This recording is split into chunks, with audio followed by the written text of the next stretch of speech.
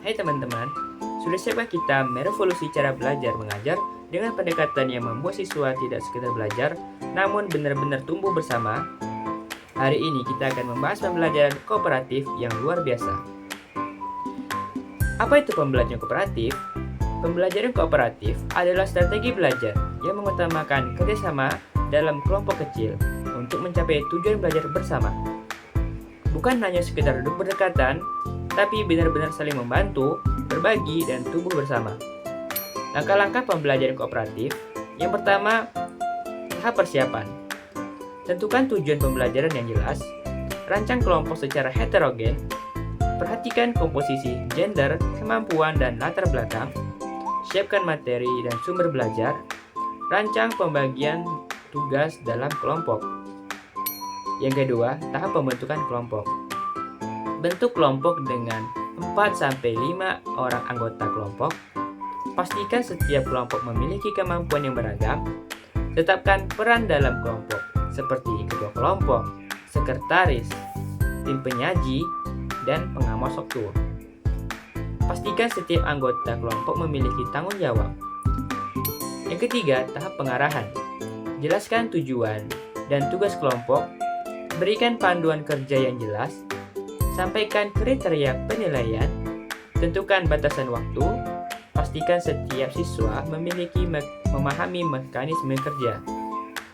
Yang keempat, tahap diskusi kelompok. Fasilitasi interaksi antar anggota kelompok. Dorong setiap anggota kelompok untuk saling berkontribusi. Bantu kelompok yang mengalami kesulitan. Pantau proses diskusi. Yang kelima, tahap presentasi. Undang setiap kelompok untuk mempresentasikan hasil diskusi mereka. Berikan kesempatan kelompok lain untuk menanggapi. Dorong diskusi kritis dan konstruktif atau membangun. Dan memberikan umpan balik yang positif. Yang keenam, tahap evaluasi. Lakukan penilaian individual. Nilai kontribusi setiap anggota kelompok. Gunakan penilaian proses dan hasil. Berikan apresiasi pada kelompok dan individual. Lakukan refleksi bersama. Contoh praktis penerapan pembelajaran kooperatif dalam pembelajaran bahasa Indonesia, yaitu setiap kelompok mendapatkan topik yang berbeda, siswa mencari informasi bersama, buat mind mapping, kemudian mempresentasikan temuan di depan kelas.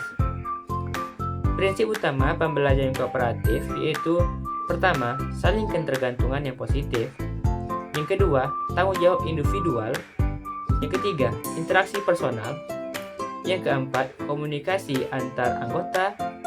Yang kelima, evaluasi kelompok belajar.